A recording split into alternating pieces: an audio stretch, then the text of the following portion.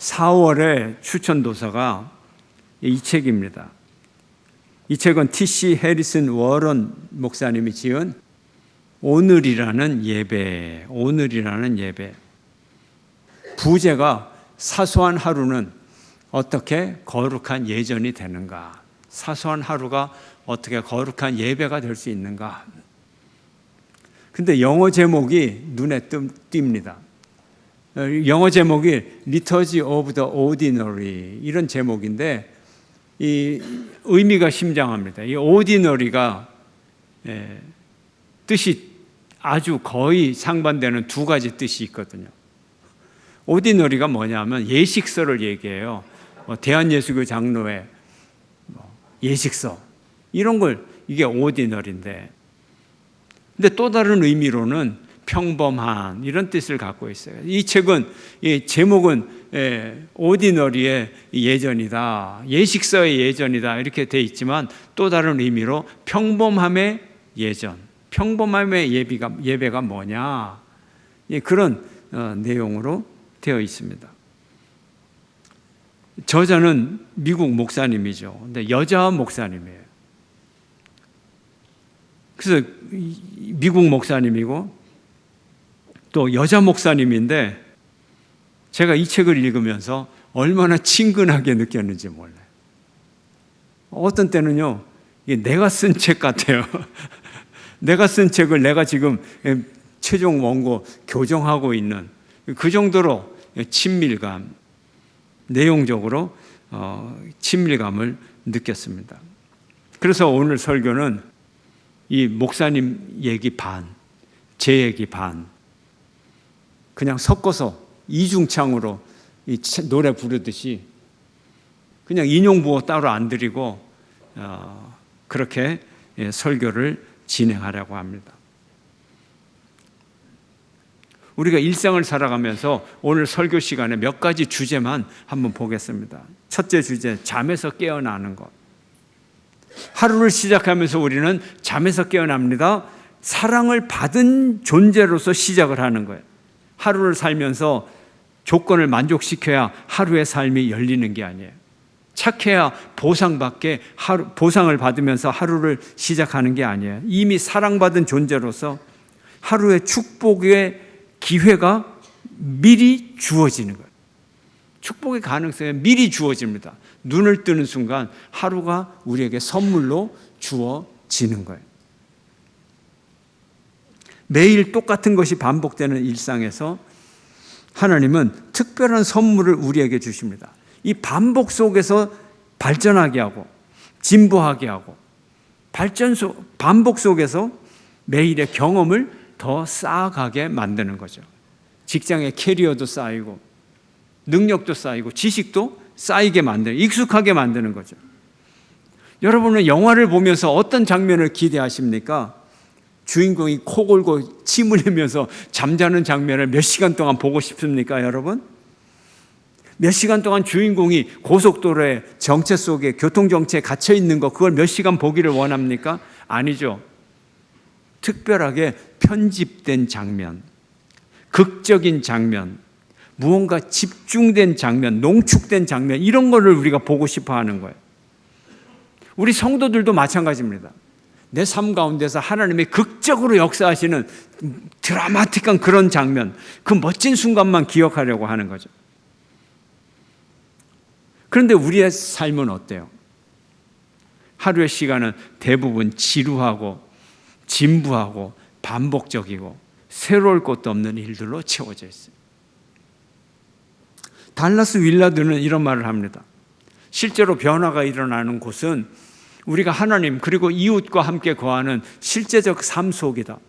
첫째로 우리가 지속적으로 처한 환경을 하나님 나라의 축복의 장소로 인정해야 한다. 하나님의 축복의 장소는 우리가 살아가는 곳이에요. 하나님은 누군가를 축복하실 때 그들이 실제로 있는 장소를 제외하시는 법이 없다. 애니 딜러드는 이런 말을 합니다. 하루를 어떻게 사는가가 바로 인생을 어떻게 사는가다. 이거 굉장히 부담되는 얘기예요. 하루를 어떻게 사는가? 위대한 하루를 살면 위대한 인생을 산다는 거죠. 그럼 시시한 하루를 살면 시시한 인생을 산다. 이거 굉장한 부담이죠. 어떻게 살아야 될까요? 하루를. 근데 내 인생은 너무나 평범하고 시간에 쫓기고 피곤하고 아예 일을 닦아주느라고 졸졸 쫓아다녀야 되고 허리가 아프고 인생이 작게만 보이고 내 인생에 의심이 들고 허무하게 보이고 가족과 이웃을 사랑하려고 힘쓰는 그런 나의 삶. 이런 하루 속에 주님이 함께 하십니다. 내 인생을 허락하신 그분이 오늘 하루도 허락하셨어요. 내 인생을 동행하시는 그분이, 오늘 하루를 동행하시는 그분이 내 인생을 통틀어서 인생 전체를 동행하고 계십니다. 나를 구원하기를 원하는 그분이 오늘 하루도 나를 구원하십니다. 평범한 하루, 전쟁터와 같은 하루에 주님이 나와 동행을 하십니다. 오늘 평범한 하루 속에 주님이 동행하는 하루를 살아간다면 그것이 바로 주님이 동행하는 인생을 내가 살아가는 거죠. 오늘 하루를 이렇게 시작을 합니다. 몸 관리의 테마입니다. 몸 관리. 삶의 많은 부분이 단순히 유지, 보수로 이루어집니다. 전원주택이 그런 거죠. 유지와 보수. 끊임없이 해야 되는 거예요. 건물 관리 끊임없이 해야 되는 거예요. 건물 관리 한 3년만 허술하게 하면 그 건물이 엉망진창이 돼버리는 거예요. 물건이든 몸이든 건물이건 관리하지 않으면 망가지는 거예요. 여러분 새들을 한번 보세요. 계속 그냥 부리를 가지고 깃털을 정리하고 그러잖아요. 뭐 하는 거예요? 청결을 하는 거예요. 하루에 막 8시간씩. 우리 몸을 돌보고 관리하고 살아가요. 몸을 씻고 먹고 배설물을 관리하고 분비물을 관리하고 운동시켜주고 안락함을 주고 그래요. 유대인들은 화장실 변기에 앉아서도 드리는 특별한 기도가 또 있어요. 우리 몸을 운동시키고 안락함을 주고 그럼에도 불구하고 우리 몸은 자주 고장이 나고 병에 걸리고 약해집니다. 관리를 해야 돼요. 예수님의 어린 시절 나사렛 촌동네 가난한 동네 시골 소년으로 예수님이 자라났잖아요. 햇빛에 그을리고 까맣게 타고 코를 훌쩍이고 몸에는 땀 냄새가 나고 구멍 뚫린 신발을 신고 허름한 옷을 걸치고 예수님이 그렇게 자라셨어요. 잠을 주무시고 아침마다 이빨을 닦으시고 식사를 하시고 머리를 빗으시고 낮잠을 주무시고 더러워진 발을 닦으시고 친구들과 음식 드시기를 즐겨 하셨습니다. 심지어 예수님은 부활하신 후에도 제자들을 식탁에 초대하셨고 갈릴리 호숫가에서 손수 물고기를 구우시면서 제자들의 아침 식사를 준비하셨습니다. 예수님은 육신을 갖고 이 땅에 살아가셨고 아주 평범한 일상을 계속 반복하고 그렇게 33년을 사셨어요. 그렇기 때문에 예수님의 육신을 입고 살아갔기 때문에 오늘날 우리는 예수 그리스도로 옷 입고 살아갈 수가 있는 거예요. 예수님의 삶을 모방하고 따라갈 수가 있는 거예요. 오직 주 예수 그리스도를 옷 입고 정욕을 위하여 육신의 일을 도모하지 말라. 우리 죄악의 수치스러움은 몸의 수치로 나타납니다. 아담과 하와가 죄를 지었더니 몸이 부끄러워져서 무화과 나뭇잎으로 몸의 수치를 가렸습니다. 그러나 성공하지 못했어요. 궁극적으로 죄의 수치는 그리스도 안에서 영구히 해결이 돼요. 스스로는 해결하지 못하지만 그리스도께서 죄의 수치를 해결해 주셨습니다. 경건하지 못한 습관, 그것과의 싸움은 결국 영적인 싸움입니다. 최고의 영적인 제사는 뭐라고요? 내 몸을 산 제물로 드리는 거예요. 영적인 제사는 내 몸을 드리는 게 영적인 제사예요. 그래서 내가 내 몸을 드리는 훈련을 해야 내가 영성에서 영적 제사에서 승리할 수 있는 거예요. 반복적으로 우리의 삶을 훈련해야 돼요. 반복적으로 계속 반복해야 돼요. 반복되는 일상을 거쳐야 되는 거예요. 아이들에게 운동을 가르치면 어떠죠? 같은 동작을 계속 반복하면서 이 아이가 운동을 배워가죠. 우리의 영적인 훈련도 마찬가지예요. 예배 시간, 특별한 구별된 예배 시간, 또 매일 일상의 예배 시간 계속 반복함으로써 하나님 앞에 예배자로 우리가 서가게 되는 거예요. 예배를 위해서 시간을 내야 되고, 시간 내기 위해 훈련하고, 예배 참석에 훈련을 하고, 그래야 경건의 유지가 되는 거예요. 주일 성수 목숨을 걸고 해야 되고, 아무리 모태신앙이고 나는 어릴 때부터 뱃속에서부터 교회를 다녔습니다. 아니요. 주일 예배 자꾸 빠져보세요. 몇 번 빠지면 그냥 신앙도 저 멀리 가버려요. 훈련을 해야 돼요. 반복을 해야 돼요. 이게 일상이에요. 찬양 부르기, 기도하기, 말씀 듣기, 성도와 교제하기, 사도신경 외우기, 통성기도, 일어서기, 앉기, 예배 습관, 반복. 이것이 중요합니다. 몸을 구별하는 습관을 만들고, 이 몸을 구별하는 습관을 통하여서 하나님 앞에 몸을 드리는 반복된 훈련을 하고, 성령의 전으로 우리 몸을 유지하기를 훈련하고 힘써야 되는 거예요. 몸을 정욕에 빠뜨리지 않게, 욕망과 분노에 속아 넘어가지 않게 몸을 관리를 해야 돼요. 정크푸드를 먹지 말고, 온갖 쓰레기 음식을 먹지 말고, 약물과 중독되지 말고, 육체적인 성적인 쾌락의 도구로 삼지 말고, 우리 일상 가운데 몸을 관리를 잘 하려는, 깨끗하게 관리를 하려는. 우리 몸은 죄악의 도구가 아닙니다. 쾌락의 도구가 아닙니다. 우리 몸은 예배 처소입니다. 다음의 주제, 부부싸움. 일상에 있어서 부부싸움. 우리는 가정을 이루며 살아갑니다. 가정생활의 필수 요소, 부부싸움. 필수 요소, 부부싸움입니다. 부부싸움은 언제 시작이 되나요? 대수롭지 않은 문제로 시작이 됩니다. 한쪽에서는 짜증을 내고, 다른 쪽에서는 그 짜증을 무시하고 빈정거리고 신경전을 벌입니다. 가정 밖에서는요, 다른 사람과 대화도 잘하고 인내심을 갖고 잘 이해하고 잘 어울립니다. 근데 가정에 돌아와서는 이 인간이 변하는 거예요. 가장 사랑해야 될 가족, 그 가족과 쉽게 갈등이 생깁니다.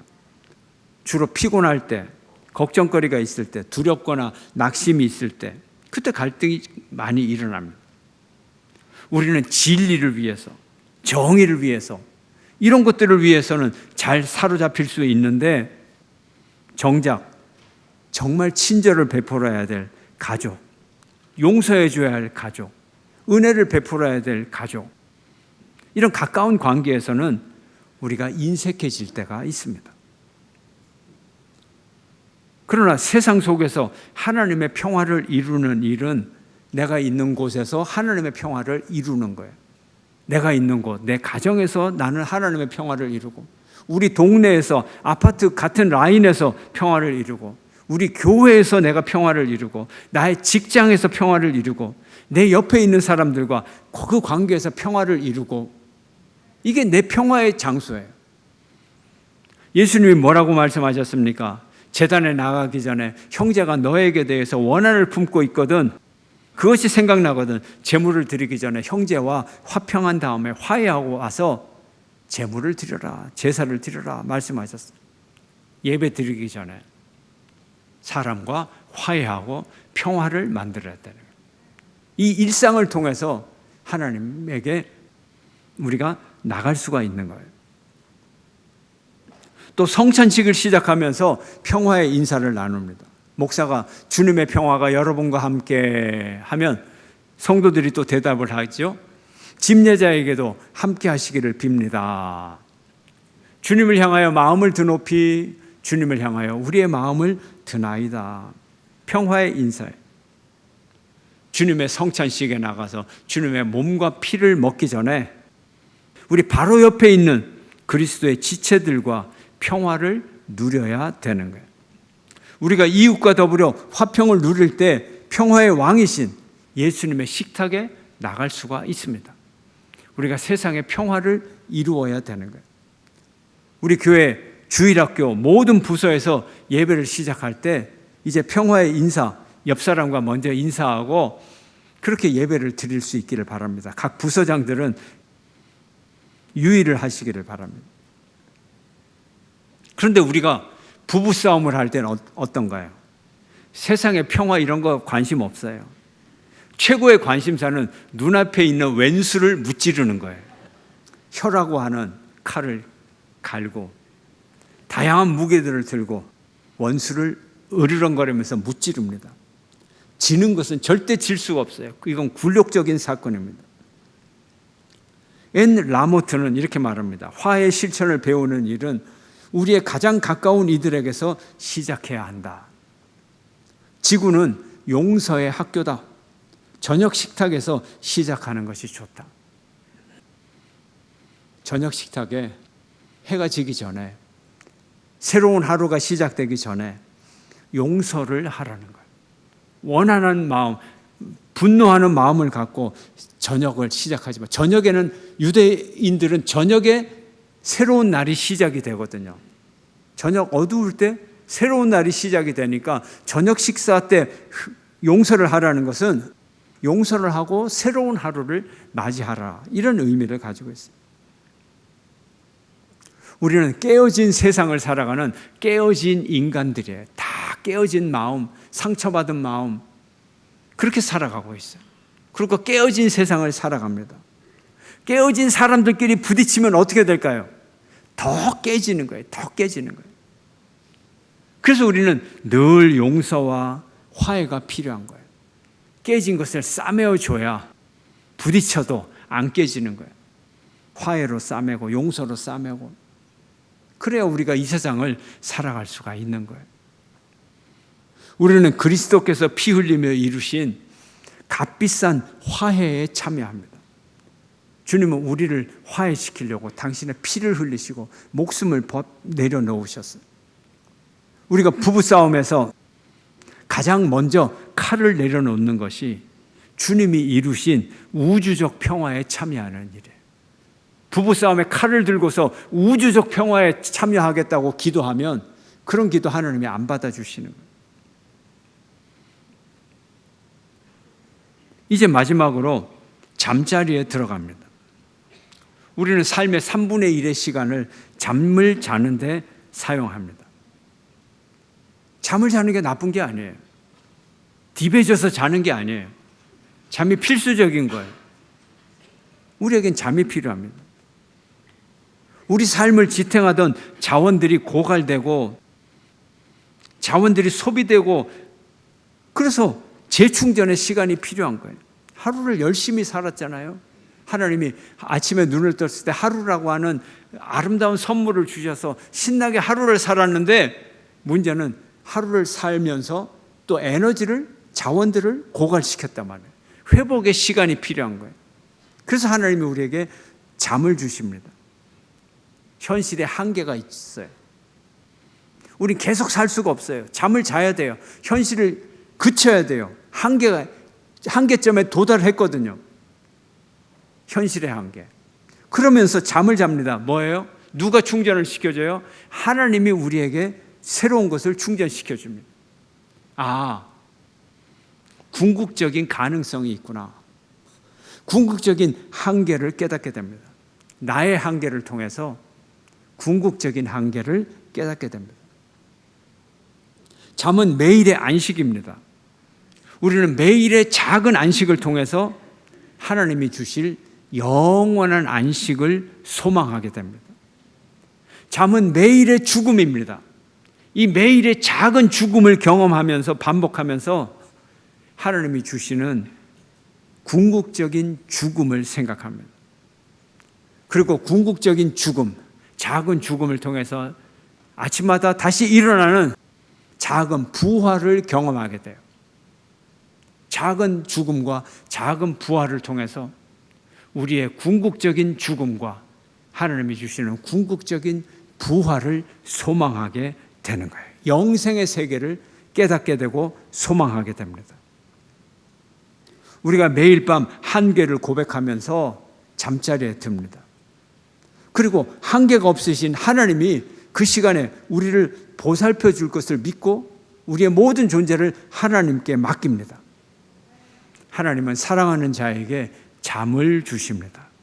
오늘 본문 2절의 말씀, 너희가 일찍이 일어나고 늦게 누우며 수고의 떡을 먹음이 헛되도다. 너희가 이런 바쁜 일상을 아무리 살아봐야 이건 헛된 거야. 왜요? 하나님이 함께 하시면 의미가 있는 거고, 인간이 하나님 없이 예배가 되지 않는, 일상의 예배가 되지 않는 맹목적인 일상은 아무 의미가 없다. 아무 성과가 없을 것이다. 그래서 헛되도다 하는 거예요. 그러므로 여호와께서 그의 사랑하시는 자에게는 잠을 주시는도다. 헛된 일상을 살지 말고 하나님 앞에 바쳐지는 아름다운 일상을 살 때, 예배로 바쳐질 수 있는 거룩한 일상을 살아갈 때 하나님이 그 일상에 복을 주신다는 거예요. 복을 주세요. 그리고 잠을 주시고 전력을 다해서 일하게 하시고 잠을 주시고 새로운 충전으로 새롭게 충만케 하시고 다시 기회를, 새로운 하루를 선물로 주시는 것입니다. 우리의 삶을 보면 많은 부분이 더 오랜 시간이 시시하고 평범하고 반복적이고 지루하고 피곤하고 짜증이 나기도 합니다. 그렇잖아요. 건반을 몇 번을 두드리면 피아니스트가 될 수 있을까요? 몇 번을 두드리면? 1조 번? 100만 번이야 뭐 조금만 하면 금방 100만 번이 되니까 100만 번 쳐서 음악가가 되지는 않을 것 같아요. 이민찬이처럼 되려면 몇 번을 치면 될까요? 5천조? 5억 조? 5조, 조의 조. 하루아침에 이민찬이가 등장한 게 아니잖아요. 띵똥띵똥띵똥 시시한 시절이 있었고 평범하고 반복적이고 지루하고 실수하고 피곤하고 짜증나고 이런 반복적인 삶 가운데서 주님이 우리와 함께 하시고 우리를 당신의 자녀 삼으시고 우리를 하나님의 자녀로 만드시고 한 남자의 아내로, 한 여자의 남편으로, 한 아이의 엄마로, 교사로, 음악가로, 연주자로, 시민으로, 직장인으로, 전문가로, 사명자로, 전도자로, 임직자로 하나님이 우리를 부르시는 거죠. 여호와께서 집을 세우지 아니하시면 세우는 자의 수고가 헛되며 여호와께서 성을 지키지 아니하시면 파수꾼의 깨어 있음이 헛되도다. 일상에서 얼마나 위대한 업적을 이루려고 집도 세우고 성도 세우고 그것을 지키기 위해서 파수꾼의 잠도 자지 않고 지키고 아무리 해도 우리의 하나님이 함께하지 않는 일상은 아무런 의미가 없어요. 헛되도다. 오직 하나님이 주신 몫으로만 의미를 발견할 수가 있는 거예요. 우리가 하루를 하나님을 생각할 겨를도 없이 그렇게 살아가지만 이 하루가 하나님께 바쳐지고 하나님께서 역사하시는 시간이 되기를 바랍니다. 우리의 매일의 삶을 통해서 우리 인생의 집을 지어주시는 그 주님을 찬양하는 여러분 되시기를 축원합니다. 하나님 앞에 여러분의 모든 일상이 아름다운 예배로 바쳐지기를 주의 이름으로 축원합니다.